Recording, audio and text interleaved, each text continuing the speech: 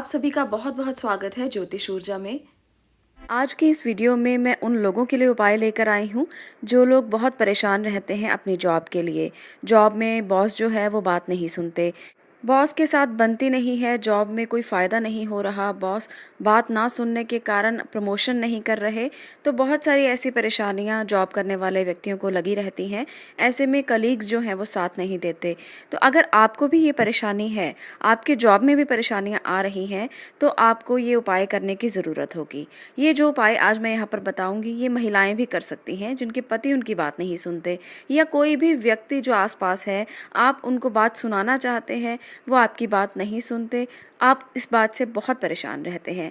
ये देखिए, ये जो उपाय है कॉमन, आपने बार-बार इस्तेमाल नहीं करना।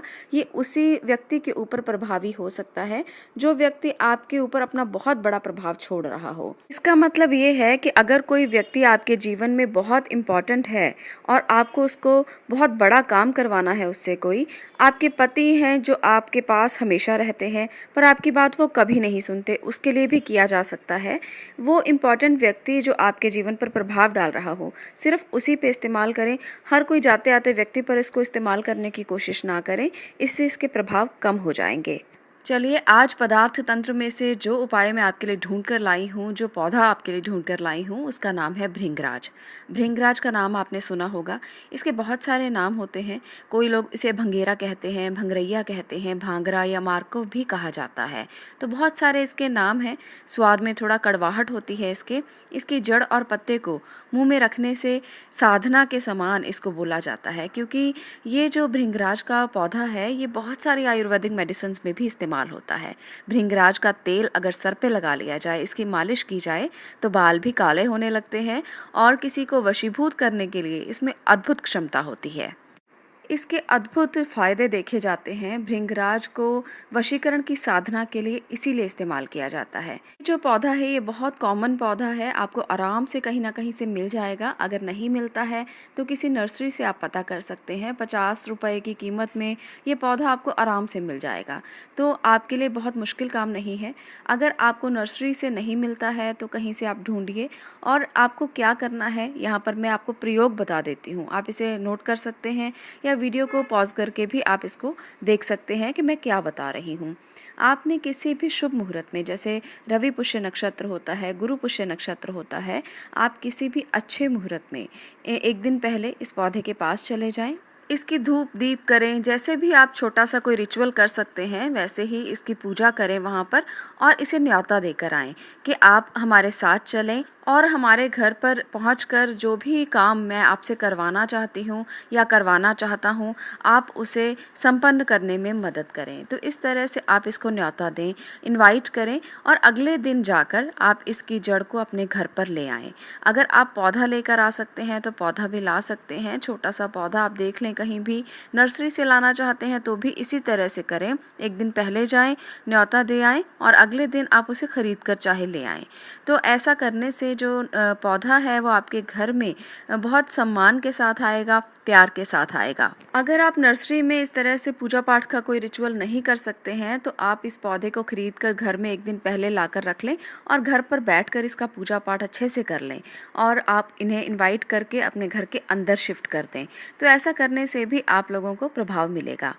अब आपने क्या करना है कि रवि पुष्य नक्षत्र के दिन आप इसकी पूजा पाठ फिर से करें, और इसकी जो भी जड़ है, जड़ को आप अपने मुंह में रख लें। जड़ के हिस्से भी कर सकते हैं आप, और एक छोटा सा हिस्सा आप अपने मुंह में रखकर आपने जिस किसी काम के लिए जाना है, आप उस काम पर जाते हुए इसे अपने मुंह में रखकर चले जाएं। देखिए, पत्ते रखने से भी उतना ही प्रभाव मिलता है, परंतु जड़ रखने से कुछ ज़्यादा प्रभाव देखा गया है। तो इसलिए आपने जड़ को मुंह में रखकर जाना है, और जिस किसी व्यक्ति के पास आप जाएंगे वो धीरे धीरे आपकी बात को मानना शुरू कर देगा, आपकी बात को सुनना शुरू कर देगा। इतना तो आसान नहीं है कि एक बार में ही आपका काम हो जाएगा। आपको इसको रोज़ाना करना है, पर आपको रोज़ाना करते हुए एक बात का ये भी ध्यान रखें कि सिर्फ उसी व्यक्ति के लिए ही आप ये उपाय करें जिसके लिए कर रहे हैं।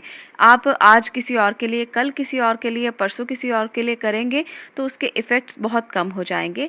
एक बार में अगर ये प्रयोग कर रहे हैं तो पहले उस व्यक्ति के ऊपर ही करें जिससे आप कोई काम करवाना चाहते हैं और आपका काम नहीं कर रहा है।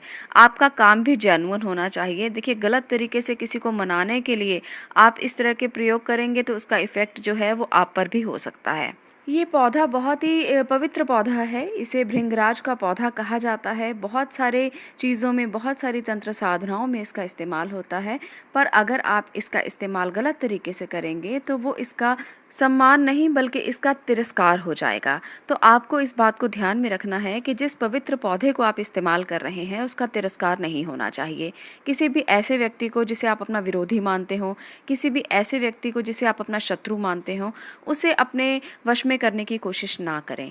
ये उस पर बिल्कुल भी प्रभावी नहीं होता है। अगर आपका कोई काम अटका हुआ है, बहुत देर से आप उस पे बहुत सारी एफ़र्ट कर रहे हैं, मेहनत कर रहे हैं, फिर भी वो नहीं होता, तो उसके लिए ये उपलब्धि बहुत अच्छी है। आप लोग रोज़ाना इसकी जड़ को मुख में रख कर जा सकते हैं और उस व्यक्ति से बात कर सकते हैं जिसके पास आप कोई काम करवाने के लिए जाना चाहते हैं। आप ऐसा करें और जब आपका काम हो जाए फिर आप इसका इस्तेमाल करना बंद कर दें। अगर आपने इसका इस्तेमाल किसी और व्यक्ति के लिए भी करना है, यानी कि 2 लोगों के लिए इसका इस्तेमाल करना है, तो आपको एक बार में इसको नहीं यूज़ करना। आपको फिर से नया पौधा घर पर लेकर आना है, पूजा पाठ करना है और अपनी जो भी कामना है वो करनी है। उसके बाद दोबारा से इसका इस्तेमाल आप शुरू कर सकते हैं। अगर घर में 2 व्यक्ति अलग-अलग तरीके से इस्तेमाल करना चाहते हैं तो 2 पौधों को अलग-अलग तरीके से लेकर आएँ और उसके बाद पूजा पाठ करके उसका इस्तेमाल करें। इसका इस्तेमाल आपने एक व्यक्ति पर एक समय में करना है, हर व्यक्ति पर इसका इस्तेमाल करने की कोशिश ना करें। ये बात मैं दोबारा इसलिए आपको कह रही हूँ, इसको एक एग्ज़ाम्पल से मैं आपको समझाने की कोशिश करती हूँ। मान लीजिए आप एक सब्ज़ी बनाते हैं खाना खाने के लिए और रोज़ाना आप एक ही सब्ज़ी से रोटी खाते हैं, तो क्या वो आपके जीभ का स्वाद बढ़ा पाएगी या कम कर पाएगी? बिल्कुल उसी तरह से इसका भी इफ़ेक्ट है। अगर आप डेली एक ही चीज़ को बार-बार हर व्यक्ति के ऊपर करते रहेंगे, तो उसका तंत्र कम हो जाएगा, उसका प्रयोग करने से उसका स्वाद कम हो जाएगा। बिल्कुल इसी तरह से इसका उपयोग करें, इसकी पावर को कम मत करें बल्कि बढ़ाने की कोशिश करें। जब आप किसी पावर को, किसी ऊर्जा को इस्तेमाल करते हैं, तो एक बार में वो जो रिज़ल्ट देती है वो बार-बार करने से रिज़ल्ट नहीं देती। दूसरी बात जो आपने ध्यान में रखनी है वो ये है कि जब भी आप इसका इस्तेमाल करें, जब भी कहीं जाने से पहले इसकी जड़ को मुंह में रखें तो इसका पूजा पाठ ज़रूर कर लें। ऐसा आप ज़रूर करें क्योंकि आपको एक आदर और सम्मान देना है इस जड़ को और आपने उसके बाद इसको मुख में रखना है और अपने भाव उसी व्यक्ति के लिए हों जिसके लिए आप ये कर रहे हैं कि आपका वो व्यक्ति काम कर रहा है। जब आप इस भाव से इस जड़ को मुख में रखेंगे तो ये बिल्कुल काम करेगी और ये बहुत अच्छा काम करेगी। आपके सभी काम संपन्न हो जाएंगे। जो भी काम आप चाहते हैं, अगर आप नौकरी के लिए परेशान हैं, आपका बॉस आपकी बात नहीं सुनता, वो बात सुनने लगेगा, आपकी बातें वो सुनकर आपकी प्रमोशन भी कर सकता है, आपकी बातों को ध्यान से सुनकर आपके फैसलों से सहमत होने लगेगा। तो बहुत सारी ऐसी चीज़ें जो आपकी अभी तक सॉल्व नहीं हो पाई थी, धीरे-धीरे इस उपाय से सॉल्व होने लगेंगी। और इसके साथ-साथ जो महिलाएं बहुत परेशान रहती हैं, घर में समस्याएं रहती हैं, पति बात नहीं सुनते, छोटी-छोटी बात पर मतभेद होते रहते हैं और ये मतभेद धीरे-धीरे मनभेद में बदलते रहते हैं। ऐसी महिलाओं को ये उपाय ज़रूर करना चाहिए। बहुत ही सात्विक है, इसका कोई नुकसान नहीं है। अगर आप किसी अच्छी बात को किसी से मनवाना चाहते हैं तो उसमें कोई बुराई नहीं है। तो इसलिए आप भी इस उपाय को करके देखें।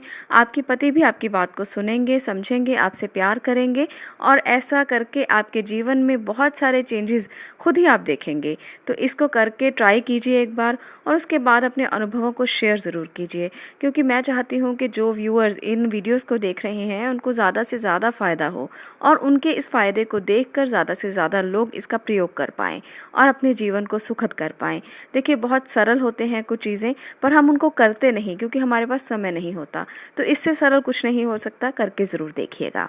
मुझे लगता है कि आपकी सब बातें क्लियर हो गई होंगी कि कैसे इसका इस्तेमाल करना है, कैसे इसको काम में लेकर आना है। तो ये है हमारे पदार्थ तंत्र की आज एक जड़ी बूटी जो आपके लिए बहुत ही चमत्कारी सिद्ध हो सकती है।